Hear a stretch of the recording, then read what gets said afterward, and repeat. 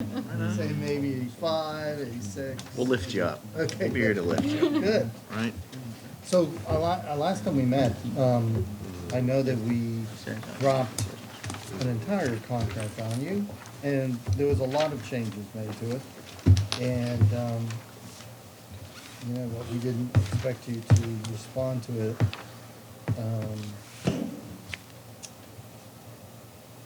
Immediately, because, like I said, there's a lot of changes, I'm sure there's a lot of issues. There were two modifications that were communicated to you. Or actually, one was previously communicated, I sent to you, a revised Article 10. Okay. Is that the change? Yes. To it, just that one change? Yes. On 1001, you have copies if you need copies. Yeah, on the Please. copies.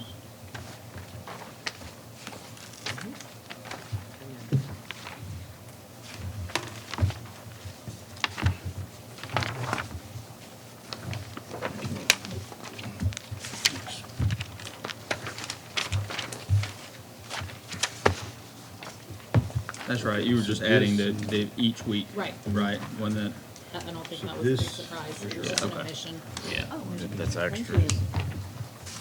And then the other article that we transmitted, you need one of these, is Article 8. In Article 8, the only change, I think, to Article 8 is at the very end of Article 8. It's something that was proposed did you because, send this through? I don't remember seeing this No, one. I'm no, sorry, I I did thought not it was. send that before. Oh, okay, No. okay. I apologize. But I thought both of them were set. That's stated today, I guess. Friday the 13th. So if you go to the end of it, the only change to what I guess was previously provided in the whole contract is a change that we have been asked to make by the clerk. I guess they have some sort of operational preference for that payout. I don't know if that has a negative or positive impact on you. Okay, so just to keep this straight, this Article 8 needs to go out. Yeah, I'm pretty sure this was an article that was already being worked on, and some revisions had been made to anyway. There was a proposal to it as well, but there was scope, I'll have to look through it. I felt like felt pretty confident we had agreed on a change. Seeing it. Okay, fair enough, yeah. Before we really get started. Okay. Bag and recorder in the truck. Before we get started, I do want to see if there's a possibility, maybe right after session, if we could hold just a quick labor management meeting with Ms. Gilly and JD, Chief Williams. There was, I guess, a need about mandatory overtime has come up. I think there's some questions, clarification on that I want to talk about, but I don't want to suck up time in here. It's not really about this. So, is that a possibility, Ms. Gilly, for you with your schedule? Yeah, I mean, Are you able to do that today? This We'll is, see that happens. yeah, time is the only thing that needs. Yes, but we can wrap up so you'll have time for that. Okay, perfect. We'll keep that in mind as we get close to the end. Okay. All right. So, do you want to kick off, or you? You can kick off. All right. Well, for us, you're right. You guys offered an entire proposal, which absolutely said no problem. We'll look at it with an open mind. Yeah. And obviously, we asked that we also delivered a lot of information, and asked that you review that. In our mind, the proposals, the things that were, either MOUs or tentative agreements, or even draft language that had been discussed, a lot of it a determination on that language would have a direct impact on the proposal. Some of the language in the proposal wouldn't even need to be there, kind of thing. So I feel like that's a good place to start, is to see what your response is to the information that we shared last time. Okay, And then, build from there. And then, you guys obviously need an opportunity to go through your proposal and explain some things in it. I mean, there was aspects we had questions about. Okay. So, I would like to hear, what your response is to what we offered. And then have you guys kind of walk through your proposal, and let's see how we can run through it. I mean, sure. just What if- being honest, I mean, there was definitely some things in there that was kind of like, it's, rather than be frustrated with it, or make an assumption, it's important to come back to the table and say, okay, here's what you changed or what you're looking to do. We need to understand what your goal is or what the reasoning behind it is. And then we go from there. Okay, I got you. So just because this is being recorded, because we're all here at the table, tell me what you gave us that you want us to respond to first. Dealer's choice. What's that? Dealer's choice. All right. Well, I mean, Just give me the topic. You don't have to. okay. Well, let's start with what we pitched as completed, or what we feel like is completed. There's a memorandum of understanding for the 14-day pay cycle, and that's specific to the way our hours are calculated and applied. This was executed between you and I during the session. Our recommendation is that this language would replace 10.08 because it's more elaborate and more complete. And it encompasses everything that we would need. We've had problems in the past where, language that wasn't overly wordy or we felt like was more simplified. There was that agreement at the table, felt like we're good on the interpretation, but then we recognized throughout the years with turnover, different people, different positions, because some of that specific language was not here, we were running into hiccups. And when we're dealing with people's pay, that's a bad place to have a hiccup. Right. Well, I mean, we are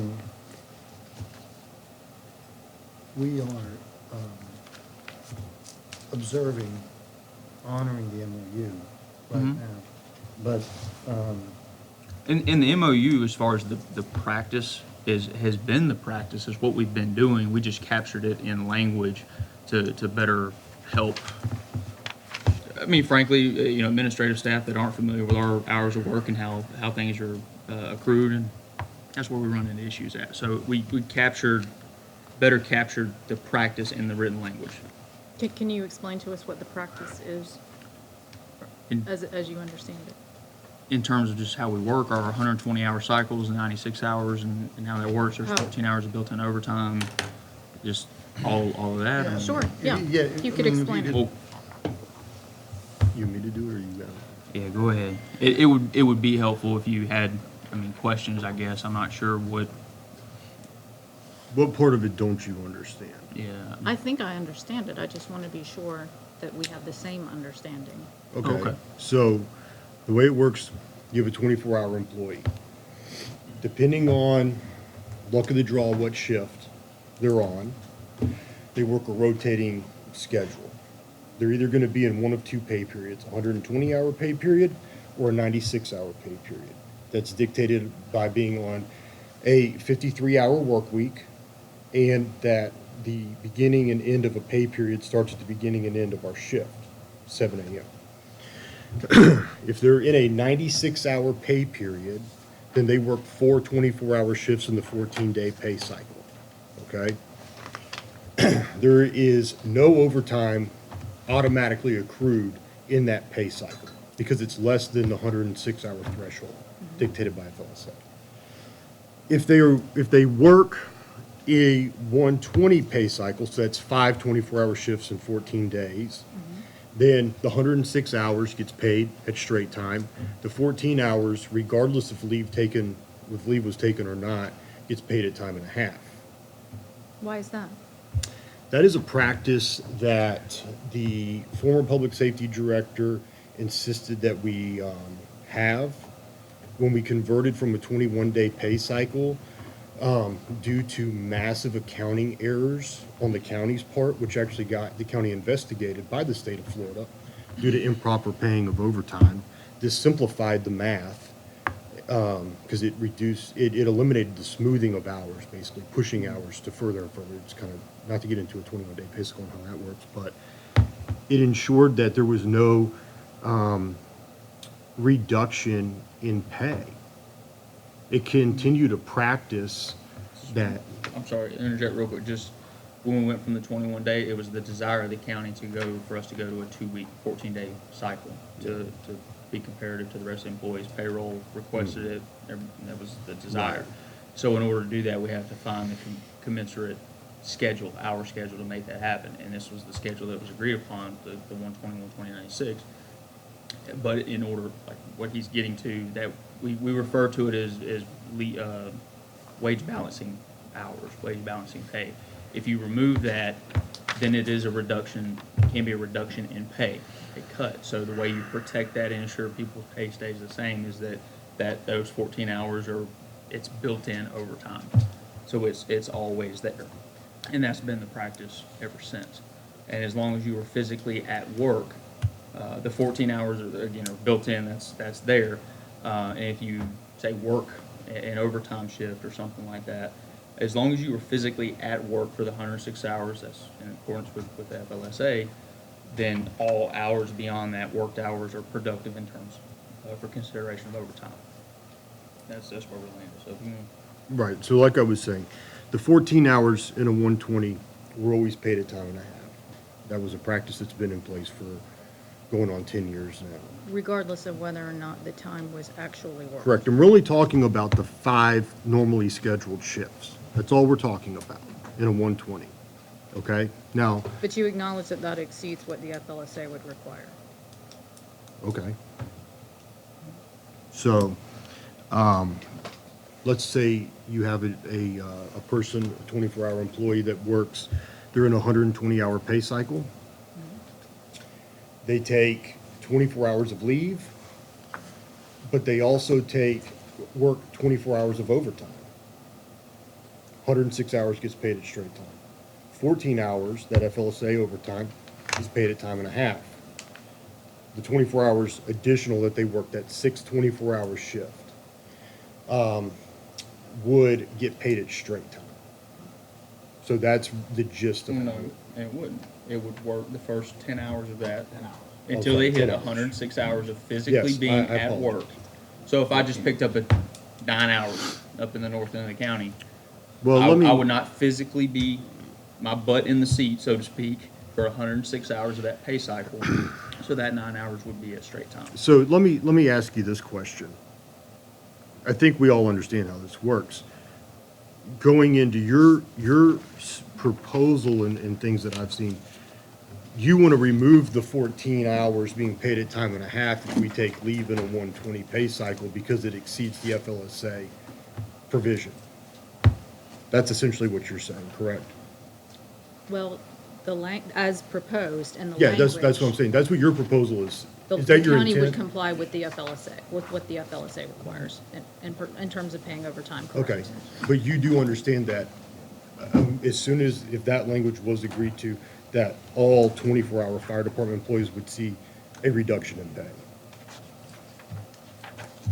Immediately, I can't speak to that, I don't know.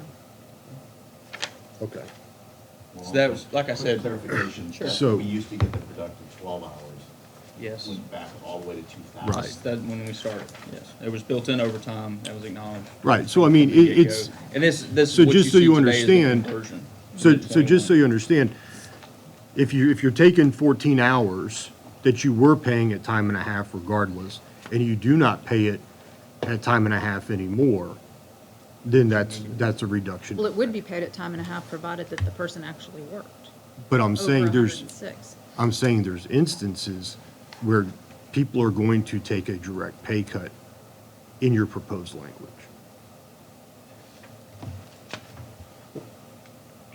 Okay, that's, I mean, that's Well, your no, stance, you don't I care, I so don't that's, know. okay. Well, no, I think you do know. I don't know that, I don't. Okay. If someone actually works over 106 hours, then they're paid overtime as the law requires. That's what's Right. proposed. And that's- It's part of our benefit package, and so therefore, if you remove it from that benefit package, it equals a reduction. We, when we transferred, or when we converted from the 21 to the 14, you still have to meet, the hours are calculated different. People still have that salary, that's their pay, you know, their annual pay. So you have to figure out how to maintain that, just like the difference between a 24-hour firefighter starting out is $10.79 an hour. A starting firefighter in Century is what now, $12.49 an hour. There's a differential to equate for those hours. And so that's where we landed and what we agreed upon years ago. To maintain To keep that, the base to salary keep that what it is. pay there, Right, yeah. right, okay, so, I'm looking at the back of the collective bargaining agreement. Yes, sir. Now, and there's, in the back of the collective bargaining agreement, hourly rates and annual pay. Mm-hmm. Following, are you saying, I'm asking this because I really don't understand how they relate. Are you saying that the current process that's memorialized in the MOU is necessary to get to this annual rate? Or I'd is have to this- run I some. believe that's correct. I'd have to Yeah, run that's- some math to be completely sure, but That's I the don't think, assumption we've I been don't think operating this under. number is correct, to be honest with you, but I'm, The clerk calculated this just last month. well, the clerk's made mistakes in calculations before too, so. Yeah, well, I know what guys' paychecks say. yeah, I know, I'm just, I'm curious as to what you're doing is you're taking an annual rate of pay that's agreed upon and figuring out a way to spread that. well, yeah, I mean, that's always been Escambia County's stance, is they say, well, we want someone, let's just say, make $30,000 a year. Okay, so they're a 24-hour employee, divided by 2920, spits out an hourly rate, so on and so forth. Then you get into some of these other things, you know, because it's not just that, it's never that simple, right? There's other nuances, right? Yeah, You have- there's overtime. There's overtime, there's other holiday things. pay, there's this, there's that, right? Yeah. So it's never just black and white. But I'm just saying base. I'm trying to look at base. I'm just curious about that because I'm trying to see what, I can provide What- you with an email, what kind with a spreadsheet. So what dictates? Is it the hourly or is it the annual?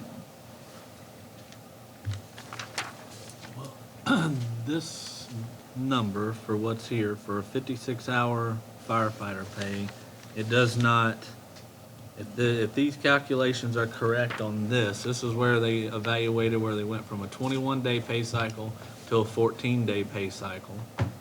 It doesn't equate to the same numbers. Well, and as I said, that right there, Don't the know. clerk's office just verified last month. Those are current. And she did, if you may remember, But Nikki. I'm telling you, this is not the accurate starting pay for a firefighter on a 9-hour shift. I Well, think one difference may be is, from looking at this may not have, if they have EMT or paramedic, supplemental. supplemental in their pay. No, it shouldn't have that in And there. this appears to take that into account. Okay. No, I don't believe so, Or- because that's. I'm sorry, the- not the supplemental, the holidays, not the supplemental, the holidays. Yeah, there's, Figured into their hourly when we rate. switched If you- from if you- 21 to 14, there was a lot of moving parts in that came together That's to not the make 9-hour it. starting pay. I think for us, while I understand and respect what your It's not, but I your was point doing in 56. FLSA That says, is That's right, correct. 1079. This. That's the one I was talking about. Yeah, think I think from our that's what I think the side, rest of these are accurate. I where do believe if the it's a finances math went thing, I mean, wrong, I'll sit but, down with you and show you the math, how it is but for less the most part, pay. yes. No, I get that. Right, it's just like, If you- well, this is something we've had, this is something that we've captured in a signed, MOU, and now it's a change all of a sudden. And it's a little bit of a shock, and then, you know, look, there's no surprise here that pay is always a major point of contention, especially with us. And now, while I understand what you're trying to do, it equates to a reduction in pay, and that's a very difficult thing for us to sit here with. Can you respect that our side of that, and see where we're coming from? Yeah, we could do that. Now, I'm just curious about this because, I guess if we're gonna honor the MOU, then I'm curious what the question actually is then. well, well, pending negotiations. I mean, we can negotiate something different. Sure. What is Well- what is your stance, Ms. Gilly, on almost 10 years of past practice with this versus all of a sudden now a change when we have a signed MOU? I would like to hear your thoughts on that. I think that, anything that has, such a potentially deep fiscal impact should probably have ratification by the board. And so for me personally, I think there's a little bit of concern that that may have not had ratification by the board. So Would- that's what I would say. It did in When the contract previous was contract was ratified. ratified. The practice has been ratified. The No, calculation of it the has total not. cost. Those terms were not in the 2016 agreement or the 2013 agreement. And I verified that. Okay. So that The, would be. the practice and what the price tag of it has been though, is I guess what I'm getting at. I don't understand how that's. Well, then let I me guess ask. ultimately it's, Hang on. we try to practice due diligence and make sure everybody's on the same page and we're all in full agreement and understanding. But if there's a failure somewhere in the administrative chain to articulate the information up to the commissioners, I'm sorry, but that's not our fault. I mean, it's, Yeah, you know, I'm not saying it's anybody at this I'm not table's blaming fault. you. I'm not blaming you. But that's kind of, I'm sorry, that's kind of how you're coming off, is like, it's, you know, you're doing it. Well, no, this is how we've been doing business, you know? We just captured the way we do business in language, frankly, to help the folks that calculate our timesheets, because it is confusing to a person that's never worked or calculated these types of hours before.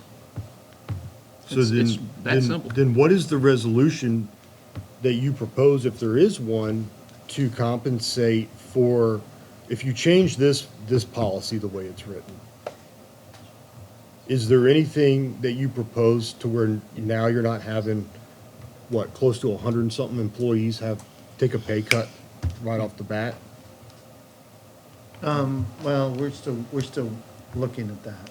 Well, to be quite frank with you, sir, Yeah. I find it irresponsible in some ways to propose an immediate reduction in pay and not have anything behind it. If your intent isn't to reduce pay overall, then, and you're just trying to change basically an accounting practice, then shouldn't there have been something in place in your proposal to counteract that down the road somewhere? Well, that's why I asked about the attachment, because it looks like we have made a proposal, and I think we have been relying on a number for annual pay for the different people in the bargaining unit.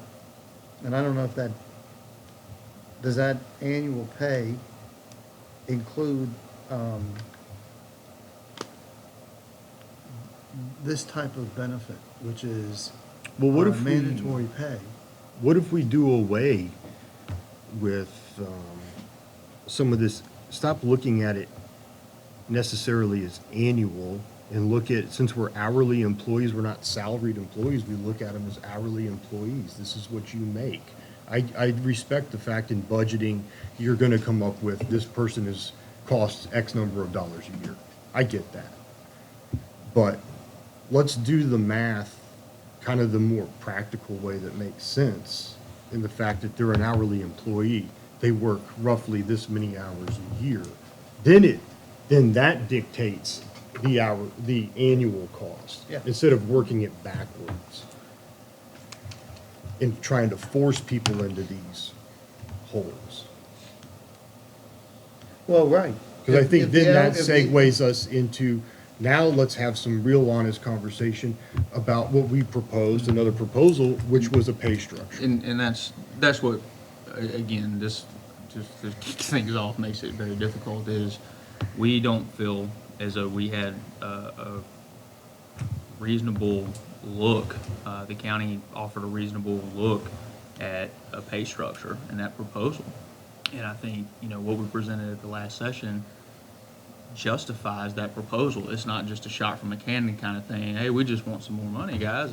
There's justification behind that, which there can be absolutely more conversation. And I know it's not as simple as just a yes or no. You know, it's not you're holding it and just I don't want to give it up kind of thing. I understand that, which transitions all the way back to the start of this session almost 2 years ago. Of we have to change the way we do business as a department anyway. But I understand that's an incredible amount of work and a lot of different moving parts. But something's got to give somewhere. We've got to work towards betterment somewhere along the line. So to come in with, hey, we're not really wild about this. Well, I'm open-minded to that. I don't have a problem changing some practices or if it's something that suits things better. But when it equates to what we will know be a significant reduction in pay for all members, and there's not a counter to that, I mean, I'm sorry, there's just nothing to really discuss there. And again, I mean, as far as right now, I think we have to keep honoring this, and it doesn't seem like maybe you guys have all the information you need at this point, or we've at least offered to say, well, what's your counter? I mean, what's your replacement to offer here? Maybe there's some time needed to figure that part out. Yeah, I mean, if I'm tracking this, you know, we look at the contract and we see that there's mandatory overtime, potential for mandatory overtime. That's not. Well, that's now, not- what do you mean by that's- mandatory? Well, 'Cause that we have to. are you talking about the We may the have- 14 hours of pay? Or are you talking about, Yeah, we're talking about- Guaranteed overtime. Yeah, guaranteed overtime. sure, So, and not necessarily paid out as required by the FLSA. Realize someone could be more generous than the FLSA. But not paid out. But, So that. but understand too, that arriving at this agreement was not us sweet talking somebody that didn't know any better. That's not how we got here. We got here because we explained the fact that if you don't, we're switching to a 2-week cycle, and this is the hourly calculation that we all agree upon.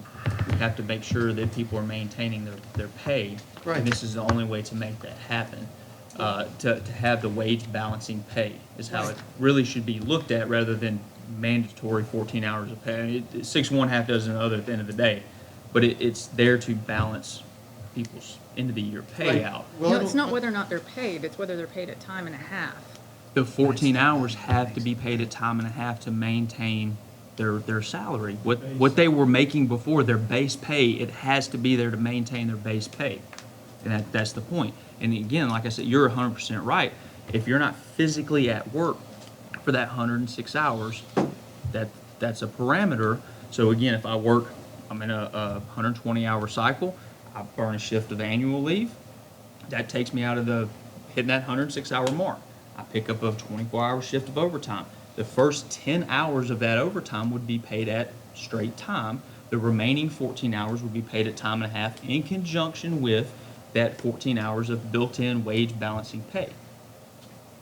So what I hear Mhm. is that there was an agreement on a base rate of pay, not counting supplements and all that other stuff that might. We don't get supplemental pay. But We, whatever. when this was done, we didn't, there was, Holidays, whatever it is that my EMT pay, I don't know. yeah, Okay. yes, sir. But looking at base rate of pay, there was a base rate of pay that was agreed upon between the county and the IFF.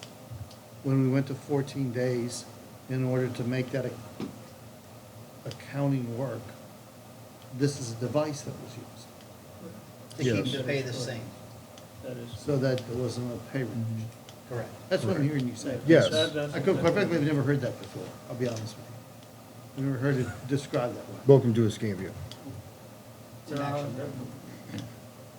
Well, okay, well, all right, I think that's something we have to take into consideration. And It was a structure used by the county in order to not cause any pay reduction. That is Because remember, like we said, we had been doing that since 2000, since they first hired career personnel. Now, whether that was, you know, whatever the reasoning was at the time that they hired everybody in 2000, but the leave was always productive. So you always were guaranteed the overtime based regardless of whatever leave you took within that pay period. Because it was based off of 3 weeks at the time as well. So to be able to not take leave sometimes in 3 weeks was more complicated, is what the issue was. And so they would just make that leave productive, and you just carried on and got the mandatory overtime. Okay. But we don't do mind, have Nick, pay I'll- stubs Sure. still that prove that. Yeah, and if you don't mind, I know I met some of you, I'm Mike Bellamy with the Florida Professional Firefighters, and I work in Tallahassee as well, represent our local and done some negotiations across the area. You know, what you'll find is your departments that are not using Kelly days or mandatory shifts off, they're paying mandatory overtime on everything over 53 hours. So whether you're in Valdosta, Georgia, or you're in, you know, Orlando, Florida, or Bay County, Walton County does it. So you're competing against firefighters, departments that they're paying that benefit. And that's why you probably did it in the first place. You protect that overtime. You know, in my city, we get a Kelly day. So instead of working 50, we're on a 19-day cycle, but they give us Kelly days to keep us from working overtime. Which is a day off. Right, which is a day off. So like in these cycles, when I work that extra day, for me, it's like every, you know, 5th cycle, every 2 months, I get a mandatory day off. And that keeps me, smooths it out and keeps me at 53 hours. Right. So the city doesn't have to pay any overtime. Now, granted, because, you know, when you institute that, you have to hire more people, right? You have this staffing factor that for every seat you've got to fill, you got to have 1.4 people, right? You can't just hire one person for every seat. You got to have 1.4 or 3 shifts. You got to have 3 point whatever. So, kind of in the same light, if I take vacation all this cycle, the city doesn't ask me to come back and work my Kelly day. I still get my Kelly day. I still get my 6 Kelly days a year, no matter if I show up or not. You know, if I take vacation or bereavement leave or whatever it is, I still get my Kelly day every so many cycles. So, excuse me. So It's a day off with pay. it's a day off with pay, right? Yep. And what it is, again, it's that smoothing fact. You work 144 hours in a 19-day cycle, every cycle. So this cycle I work 6 shifts. The next cycle I work 6 shifts. Well, the third cycle I work 7 shifts. Well, you can't work 7 shifts. If I work the 7th shift, that'd all be time and a half.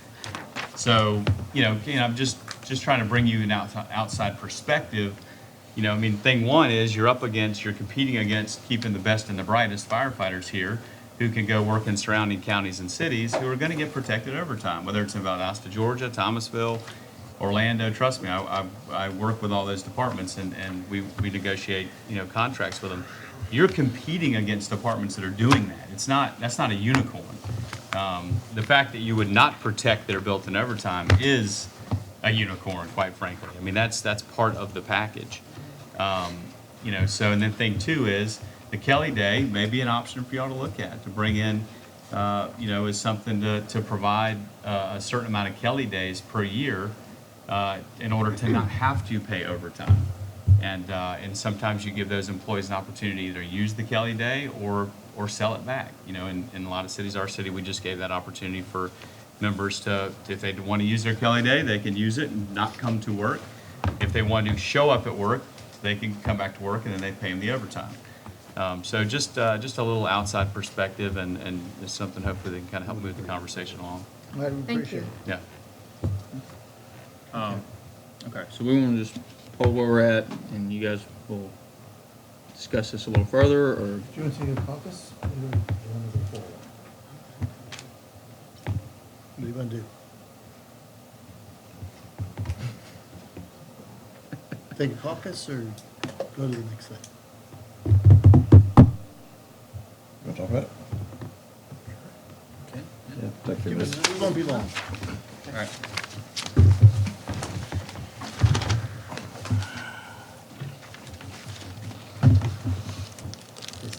You just gave the thumbs up. You're back on TV. Good. There's a reason why I don't have a late night show. Well, we appreciate the patience while we have that caucus. Because, as a team, we looked at some things that occurred historically that you referenced. And we have some numbers that we have been looking at. I think we all been sort of relying on that we have received from the calculations of the clerk's office are not available today. So we don't really know how they got to that, but we're going to try to get to that. Because what we heard you say is that there's an annualized base rate of pay that when changes were made to the scheduling needed to be protected, and it was protected by this particular accounting method. And we don't know if that's something that is understood in the calculations that we receive from the clerk's office. So we need to get with them and say, how do you get to the numbers and the figures that you're giving us? But we'll do that. We'll do that. Okay. We're gonna do that. As a matter of fact, have already set a meeting with that. We'll go over all this. So so we're going to suggest that we have a response to you, whatever it is, on this issue, the issue of wages, the next time we meet. And we're also, in our caucus, we talked about how we obviously are going to can't meet again in December, but that we're not going to wait this period of time between bargaining sessions that we've had since October until December, and that we'll give you a date for negotiations in January. Okay.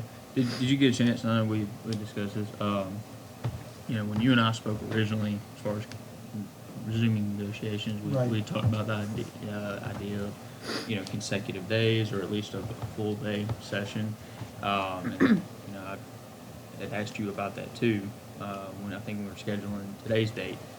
Did you get a chance to talk amongst the team about that and get their opinions on it? I felt like we agreed on that, but obviously it's up to the rest of the team as well. So did you get a chance after I asked you that to I talk to them? certainly mentioned it. The issue is just scheduling everyone. Well, I know EMS scheduled consecutive days, so I know it's a possibility, sure. But I also think, things are much more productive when you can sit down and spend a day or, consecutive days. You have that time to walk away and discuss things amongst the team and then come back the following day. It can be much more Can I productive. ask you something? I'm not being Sure. facetious about this. Since your team works 7 days a week, does a day of the week really matter?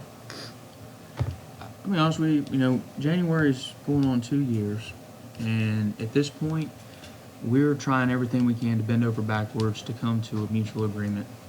Right. And so when I say, you guys give us what you're available to do, and we're gonna make it happen. I mean, that's what we're really trying to do, because if we're trying to make everybody's schedule whatever's the most convenient, we'll never get together. I'm using my personal leave to be here today. Yeah, the reason why I say that Yeah. is because when we looked at schedule with the transit, Mhm. we found that I have to be over here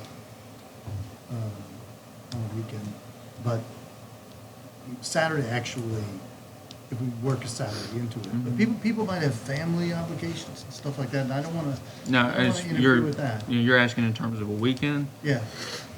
Yeah, frankly, I'm not in favor of a weekend. Okay. And if we've arrived to a point where we're hitting that finish line, we're ready to really get down to some work, okay. But just being completely honestly, I am not interested in sitting down and burning a Saturday with it back and forth, taking breaks and not getting anything accomplished. It's not good for anybody. That's fine. I was just asking. Sure. All Okay. right.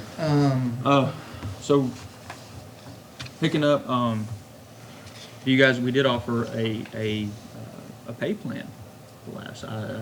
You guys have a response to that, or? You talking 10? Yes, ma'am. Yeah, I The think, structure. so, I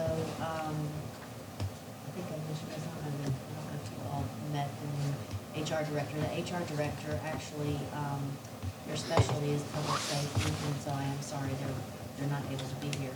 But one of the things that they were looking at, I mean, they've seen the 10-step pay structure, and I think that, she can respond to it a little bit better. But what she's doing is looking at an analysis of, similar entities and what their structure looks like. 10, I would say, would be probably too many steps, and I think you all said that whenever we talked. So from that perspective, that would be one of those things that she could have addressed today if she had been here, but she's not. So looking at what is standard, and, the city of Pensacola has a fairly standard pay structure. That's probably the kind of thing that we would be looking at. Not to disregard the fact that I know you put a lot of work into the 10 steps at each level. The great thing about that plan is that it's a jumping off point, and it's all negotiable. I think our stance in general is you shortened, and I prefer a shorter number of steps, quite honestly, but that increases your percentage.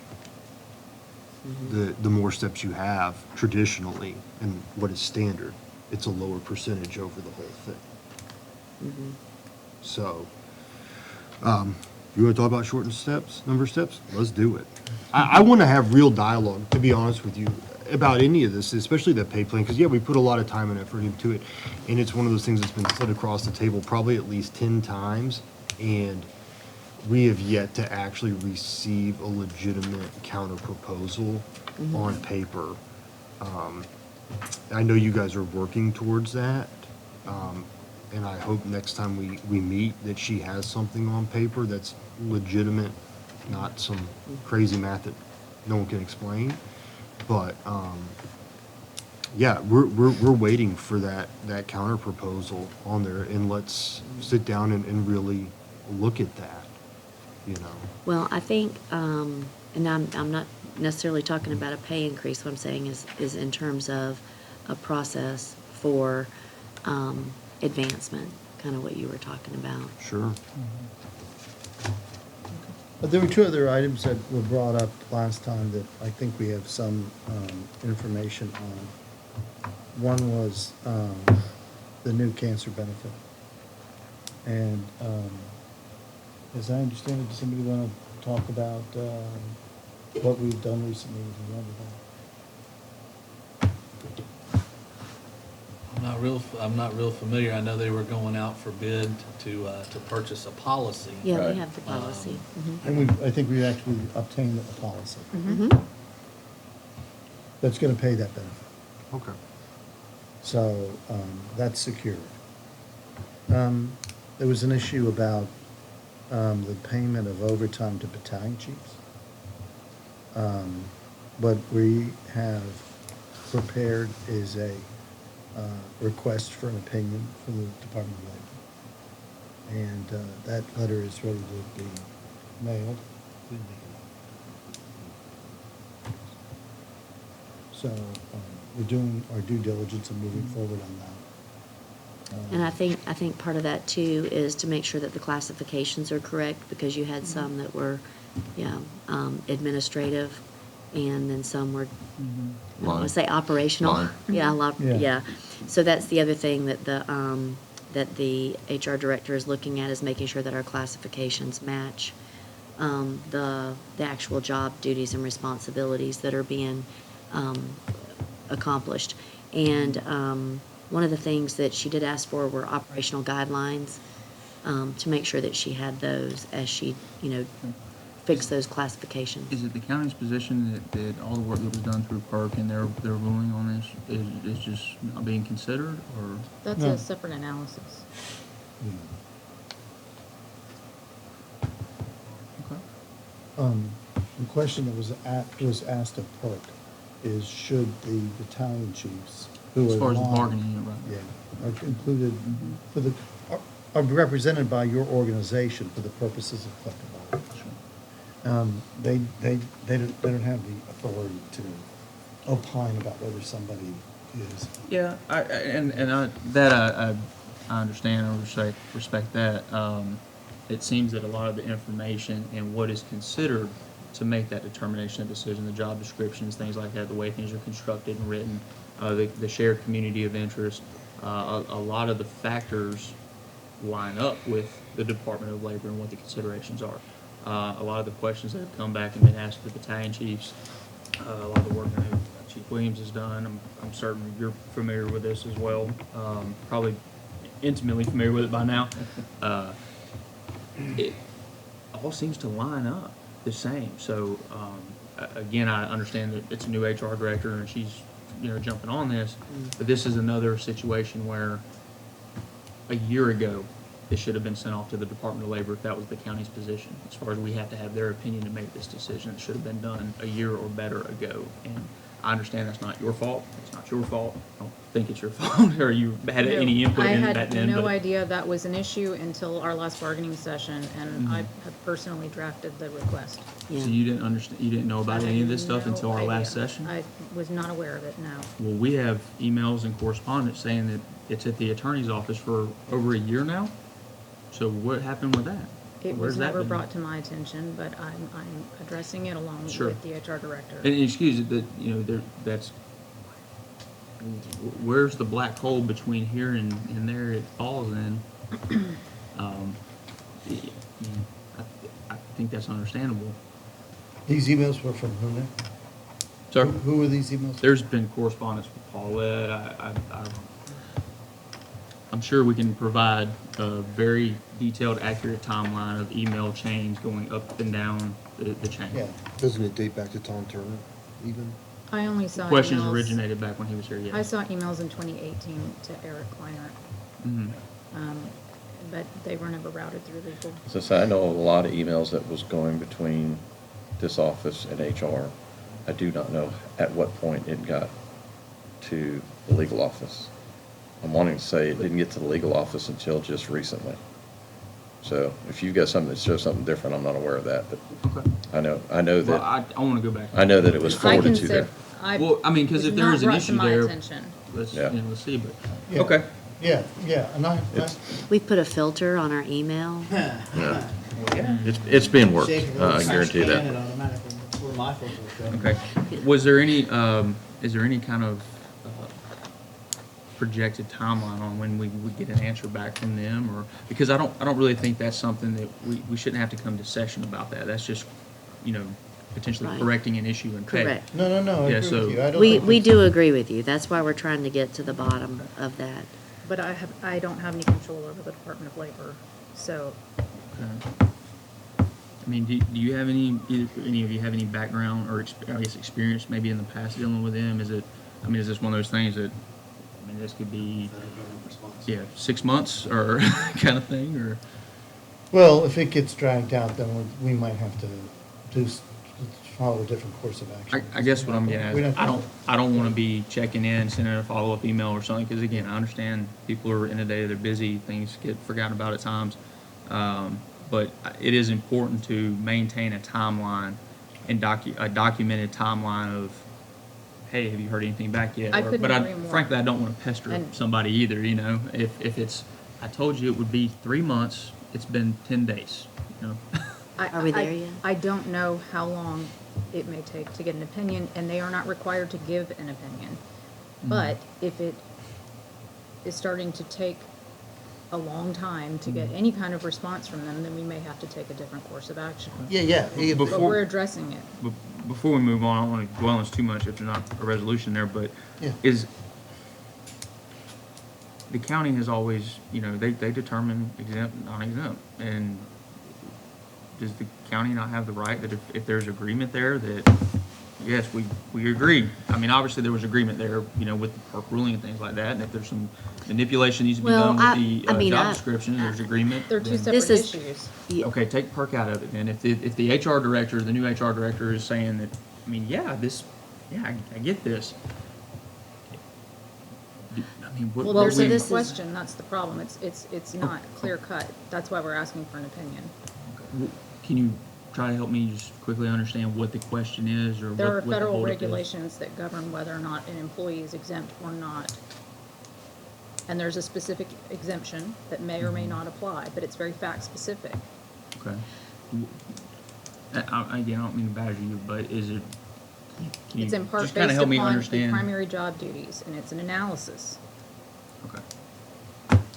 Does, And I think the other piece of this that is a little bit outside of this is that, in attempts to address a potential change to FLSA, there were decisions made in HR, on how different employees were determined exempt and non-exempt.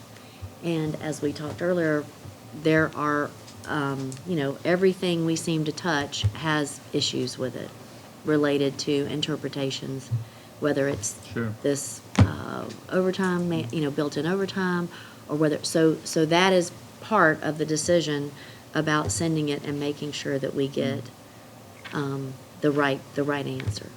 Because I couldn't begin to tell you the spaghetti that the conversation between exempt and non-exempt and the way the status of employees has Well, been Nick, handled.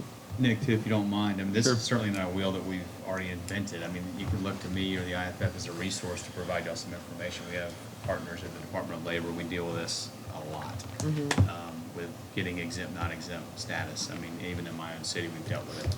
So certainly, I'll be happy through Nick to help out if I can. I can see if we can speed it up or reach out to somebody that, through the IFF, because we have,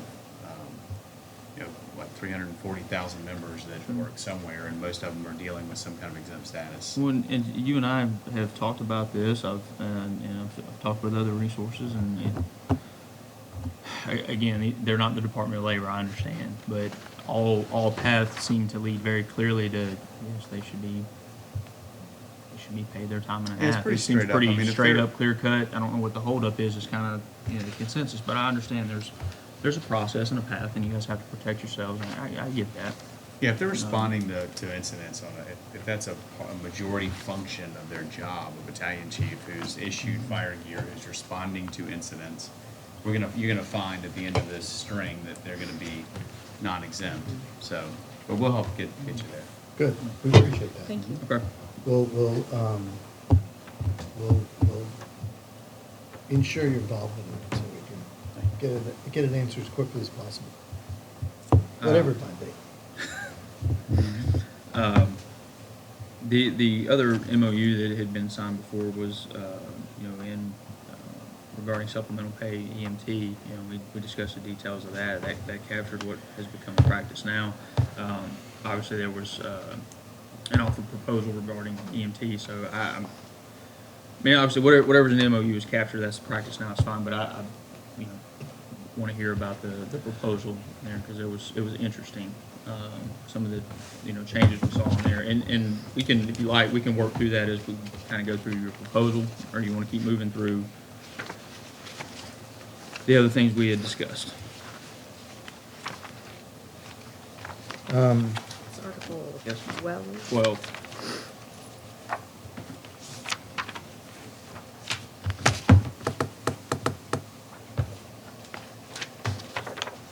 Was the line. So what were your questions? Do you want to discuss this now, or do you want to run through what we, I guess the way I look at this, we offered, we discussed the tentative agreements and what had been accomplished up into us, resuming negotiations. So I would really like to, if you're willing to say that, hey, whatever has been signed and agreed, then we're good to that point, we've agreed on this. If you're willing to stipulate that, then I'd say we understand where that falls into this new proposal, and we can work into this.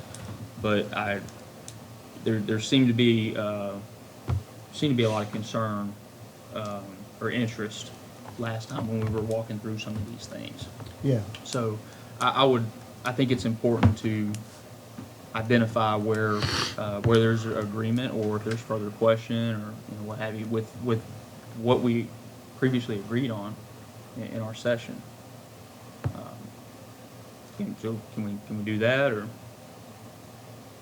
We've reviewed the TAs, the four that you presented Mhm. last time, and we were aware of those, and we have a proposal on the table. And if you want to counter, and if you want to counter with the TA, you can do that. I mean, I think This is what, their counter proposal. I think what Excuse me. the county did was look at the contract in a holistic way, and that's what we gave you this time. Let's talk about this then. You too. Okay, yeah, yeah.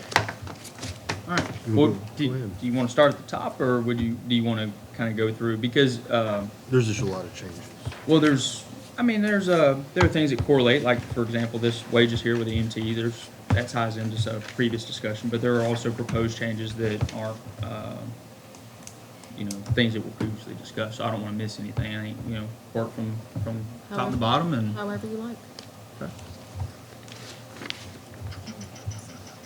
That was your chance to say dealer's choice, by the way. Oh, right. You could have said that. Okay. So just as we kind of run through this,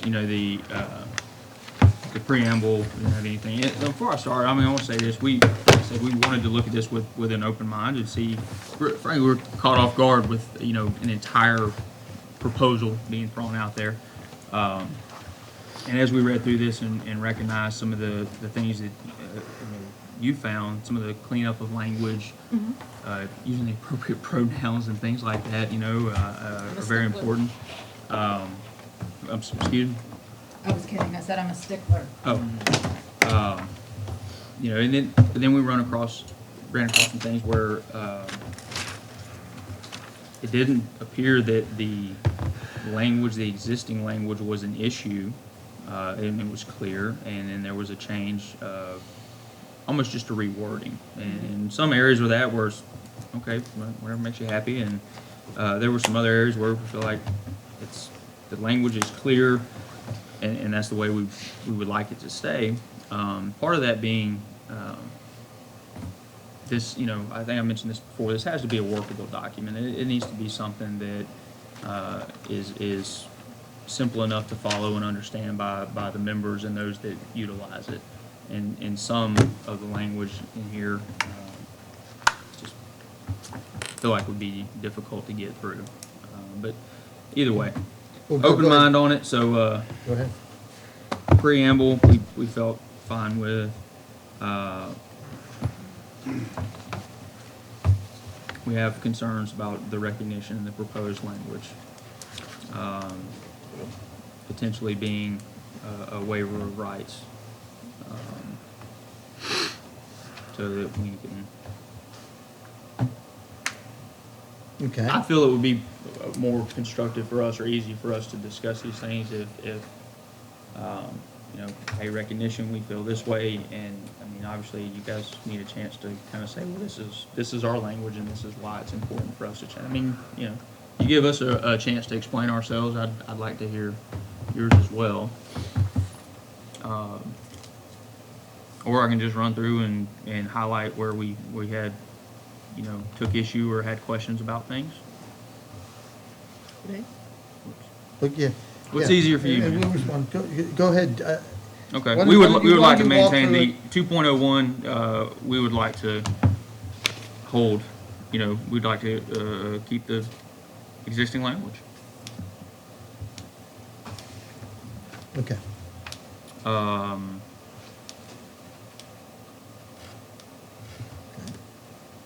Prevailing rights.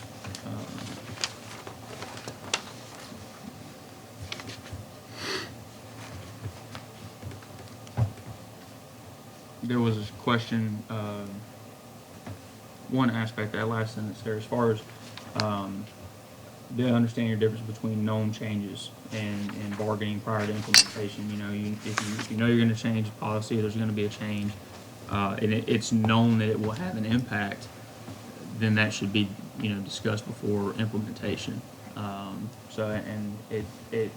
This language read to interpret that wouldn't be the case, that it would just be, implemented, and then, you know, then we'd have to go down the path of impact bargaining or something like that. And that to me is just not really a good way to do business. You know, it's, of course, things can happen, decisions can be made, and you not maybe fully understand the impact of them, and thus the need for impact bargaining, but, known changes should be there. Again, we feel like original language captures the intent of the article. Okay, that's 3.1. Yes, sir. Well, what about 3.2? That seems kind of straightforward. That Frankly, I think it's redundant language, but yeah, we don't really have an issue there. 3.3. I think when we come back, ultimately, we would end up creating, you know, counters to this. Okay. There is some language I have here, and I apologize for not plucking it out and offering it, but I would like to offer a counter to 3.01 that I think is a very All right. good combination of. Good. I'm sure we'll work through that. Yep. Article 4. We're still 3. Oh, 3, okay. 3.03. The non-discrimination and lawful harassment article was moved from Article 24. I'm not really sure why you move it. I guess it doesn't really matter as long as the language is in the contract. So that may just be your preference.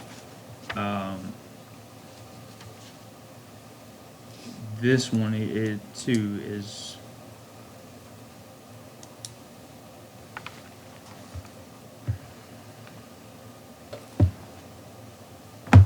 Yeah, yes. The language, this provision is not subject to the agreement's grievance arbitration procedure. That is an issue. If it's in the contract, it's subject to the grievance and arbitration process. So that would be a concern.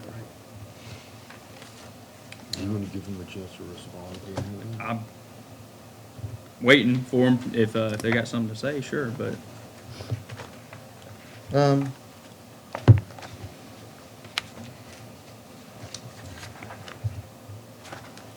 Well,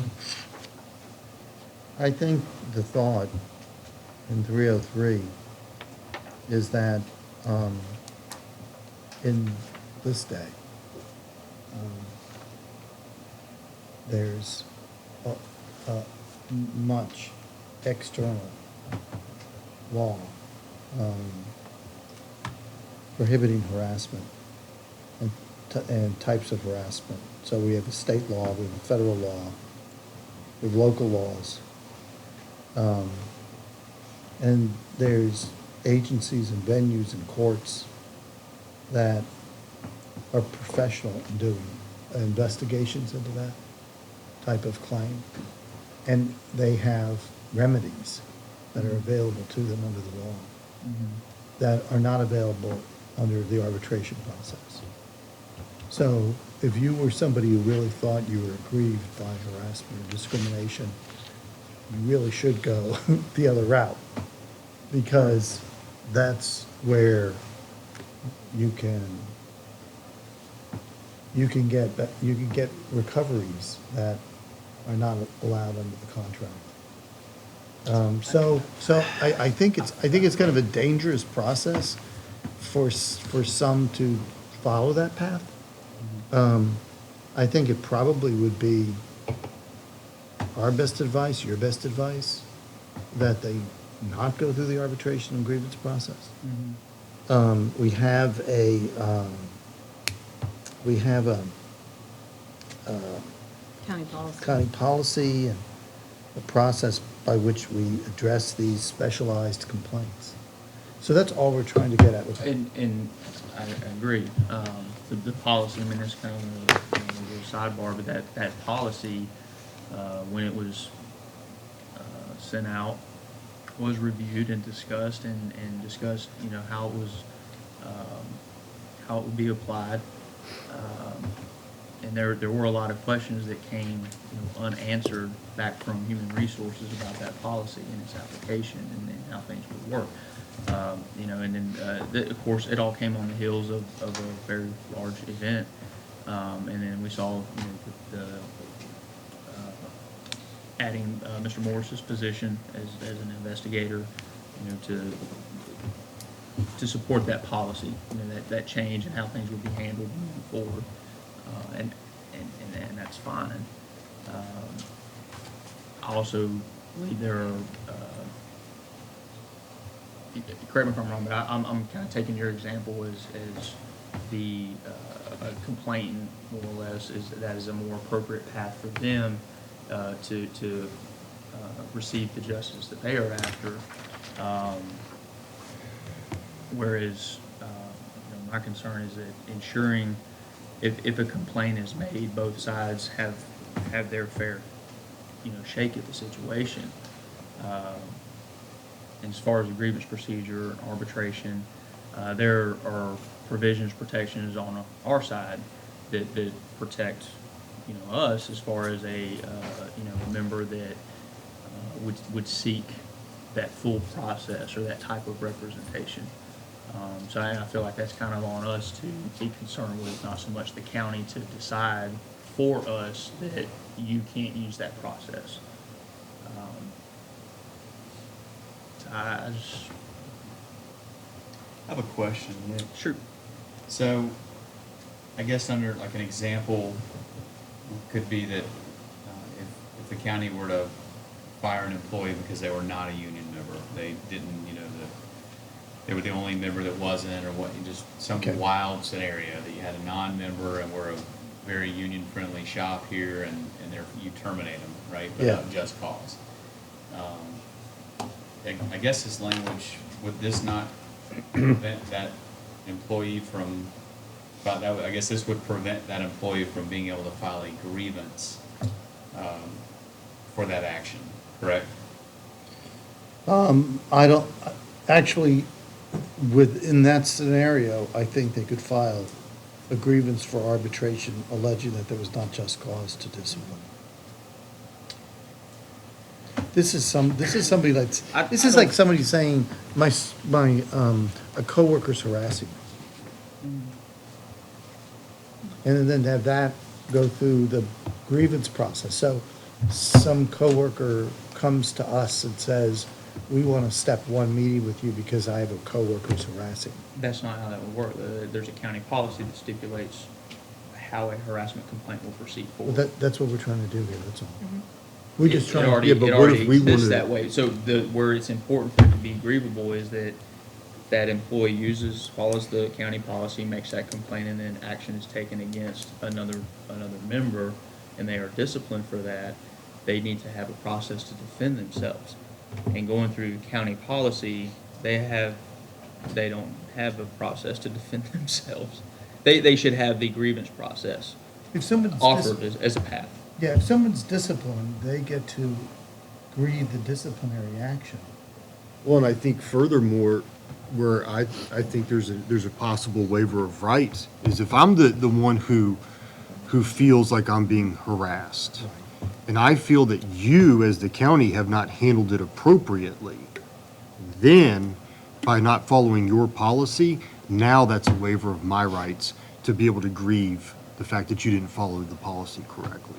I think that's ultimately a concern, is that the complainant cannot file a grievance to be protected and that the county didn't follow the policy correctly.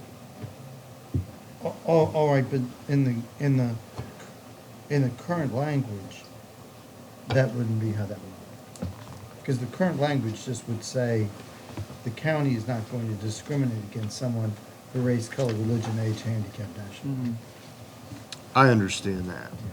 It's not, it I think at the doesn't bottom line, incorporate- what does the county benefit by having that in there?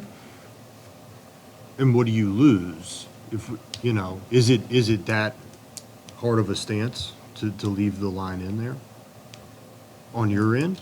Yeah, I mean, we're certainly making a statement that. I mean, there's that we there's agree no not there's to- no dispute on the proposal, other than the the provision not being grievable. Right. That line is the issue. Outside of that, if I feel like the original language captures is Right. sufficient, but if you want to reword it, I understand your position completely.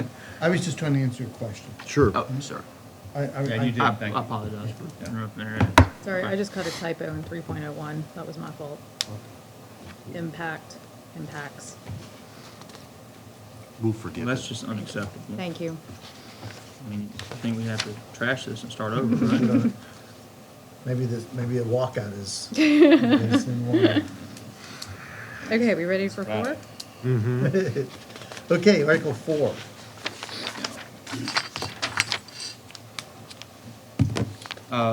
You know, 01, fine, 02, fine. The only thing we would ask is that notification, if there's a dispute or an issue found with the union board, just notify us in some form of writing, an email, letter, fax, whatever. Just, let us know, so there's not the, Oh, well, that's in there. Where? The Last county sentence. agrees to notify the union if any material is removed from an approved bulletin board. He's saying add in writing, I think. Oh, in writing. Notify in writing. Does that solve what you're asking? yes, ma'am. Yes, ma'am. Okay. Got it. Yeah, well, we would like to be good stewards of it as well, so if there's, if something, say Ms. Gilly visits a station and sees the board, it's like, I don't know about that, and it comes down the chain, like, hey, this is an issue, we would, like to be able to take care of that. 15 days. We have no problem, doing it ourselves. Ourselves. As opposed to just having the administrator, you or someone else, or Chief Williams walk in and open the case and pull it down because he feels it. Yeah. Okay, Okay, that's fine, that's fair. we can work the process. One? All right? Who determines? Yeah. All right, what's next?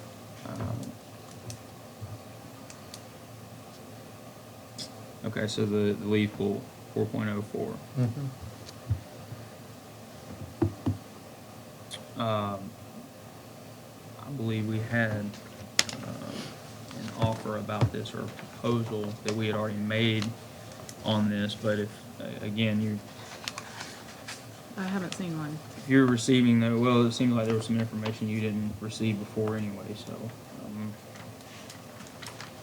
either way. You can get something to us. That's fine. You have a counter on the pool, is that what you're saying, Nick? Yeah, well, and some questions too, it says this section shall apply to union officials. Can you define official, or is your definition strictly coming from the case that you provided? No, it's intended to mean the list of designated representatives that the union's supposed to provide to the county. Okay, Yeah, you tell us who you're representing. Yeah. okay. But that's not specific to just board members, right? No. This is basically if they're approved. No. Steward, Bargaining Well, members. it may not always be team just. members. Yeah, I Sure, think he's you- opening your it up to representative. everybody. He's Sure. opening it up to everyone. Grievance rep, whatever. Is there a reason behind the removal or changing back from the collective 255 hours and taking it back down to 85 hours? it's 85 per fiscal year. I understand, and what we had agreed upon previously, and this was, you forgive me, I have to run through and find it. What we had agreed upon before was contract cycles, the 3 years, being able to take those hours collectively and put it into a pool.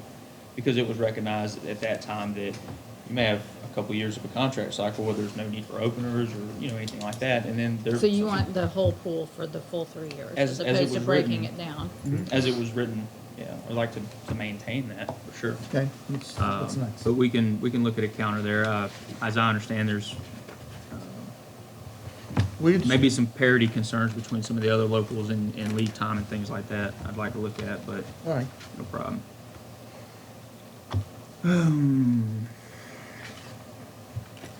There was one little, I believe, maybe a grammatical error in here, but it is significantly important. If you can just follow me here, 4.05, under A, such deductions will be made by the union, previously said BCC, and now it changed to union. I believe maybe it should that edit may should say Okay, I county instead of apologize. union. Yes. I just wanted to check on that, You're make right. sure we were on the same page there. Mhm. Okay, cool. Okay. I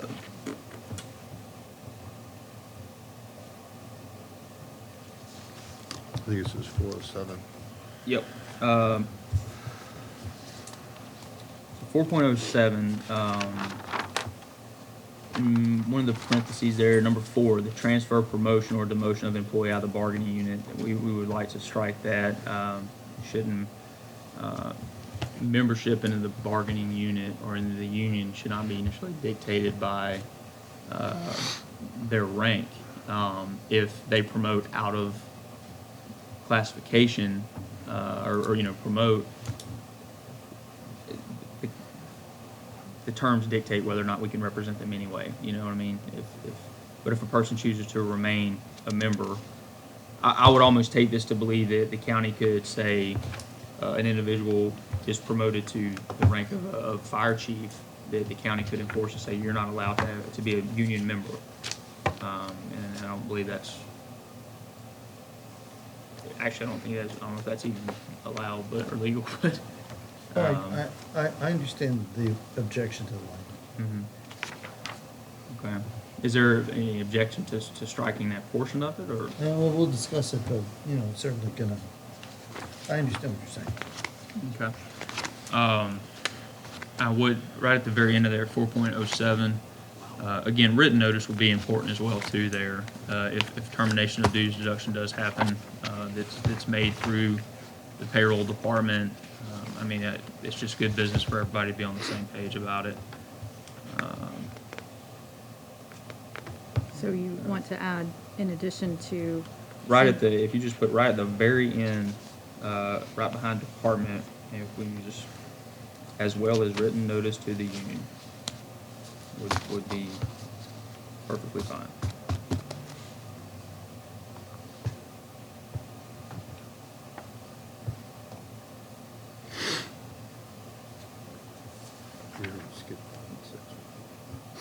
Mm-hmm. 4.08 is no problem. We obviously notice a reduction in the orientation time there. That's understandable. If you guys feel that's important, that 1 hour is sufficient, we recognize that that's. Do you think it's sufficient? That was kind of standard in the other contracts. Well, I think it's important to recognize that each group of employees will have things that are unique and specific to them as far as just little nuances, and so that's important. And I think there are times where we can have parity, and there are other times where it's important to hold on to those differences. This is one in which what's more important for us is being offered the opportunity to have the orientation. Where we've really had a problem in the past is when employees do come in, they're running through the orientation downtown. Next thing we know, they're out on the road. So the notification from HR, that process has really been broken in the past. So if we can somehow, ensure that communication, and it's just a good working relationship, because we don't know when the department hires somebody. We don't know, or when their orientation may be.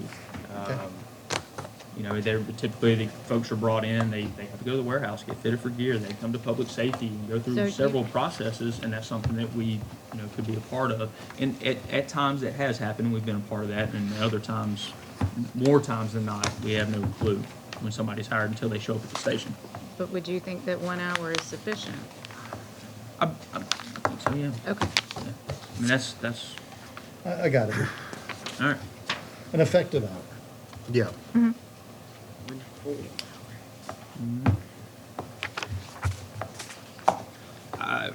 I think it would be more beneficial if we just forego the proposals to Articles 5 and 6 right now. Okay. I think we talked about 6 last time, too. We understand some of the concerns.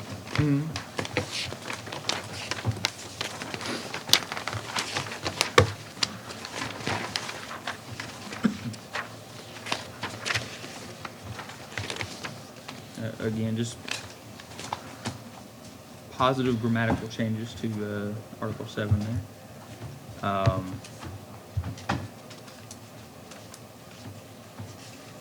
So I would take it to mean, because we had offered a proposal with an increase in leave accrual. When we're talking about Article 8 leaves, annual leave accrual limits. Actually, you mentioned that you wanted to increase the accrual rate last session, but we've not seen a proposal. Okay, we'll take care of that. We had made an offer before that just went unanswered. So, yeah, we can Okay. absolutely do that. Where are we at here? 2. Yep. So on 2, the restrictions on accumulation of annual leave. The reduction down to 400. We want to maintain the 600-hour limit.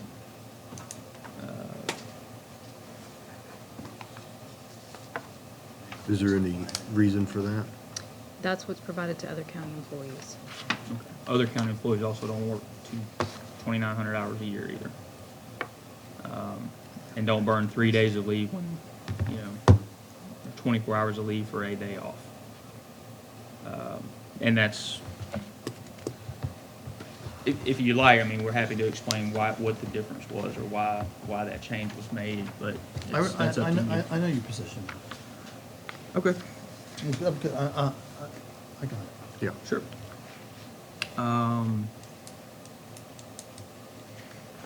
Just one, clean up.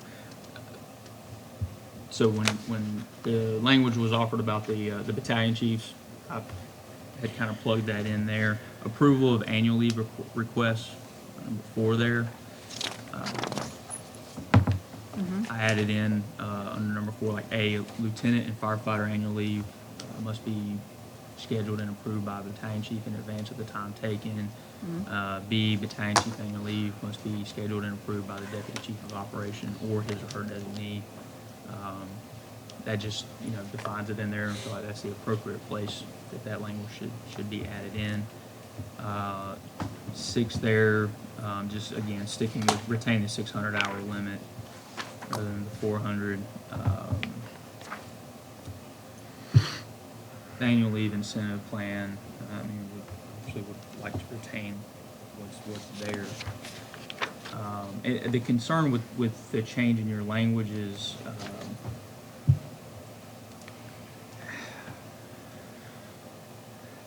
it could be a reduction in benefits. Right now there's a set allotment as far as, I'm sorry, I'm on the wrong paragraph. Excuse me, please.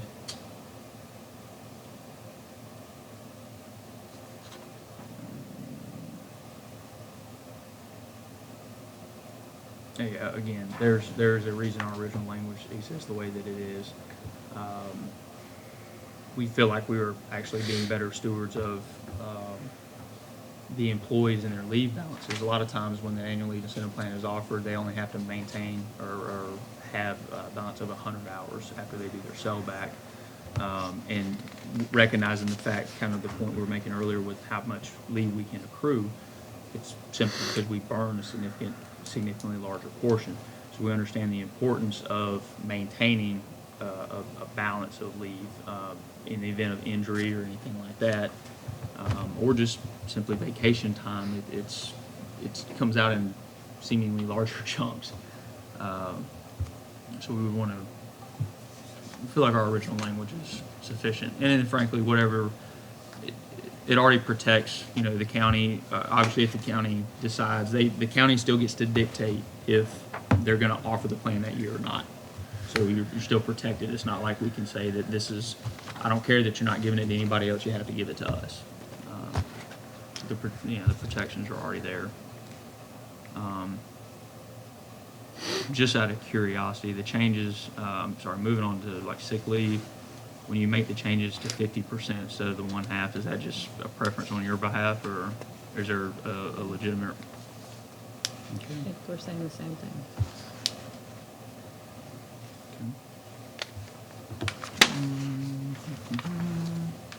If we can go down to number 4.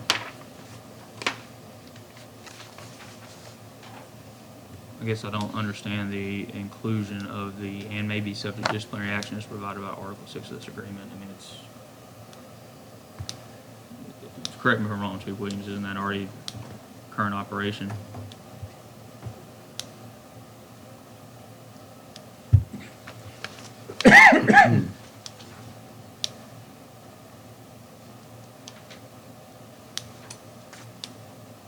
I think the concern there is that someone might read the contract language as reflecting that the county's only option, if this situation occurs, the use of sick leave in this manifestation, is the annual evaluation. That you couldn't take any other kind of action. Because I think, I can see somebody arguing that. It says specifically in the contract, if this happens, this happens. We feel like there's a path in the current discipline matrix Yeah. that would allow for, if need be, if necessary. Because a person could potentially use 7 or more shifts of unscheduled sick leave. They have. And not be subject to I mean, there's- discipline, right, but I guess I think the language is read as if we might be foreclosed, and someone could agree with that and say, we couldn't discipline them in that scenario. So that was a logic. And I guess if you're telling us that in the right circumstance, we can discipline somebody, then maybe we just need to clarify that somehow. Maybe you don't like that language. Okay. Well, let's come back to that one the next time, and maybe we Okay. can find a. Okay.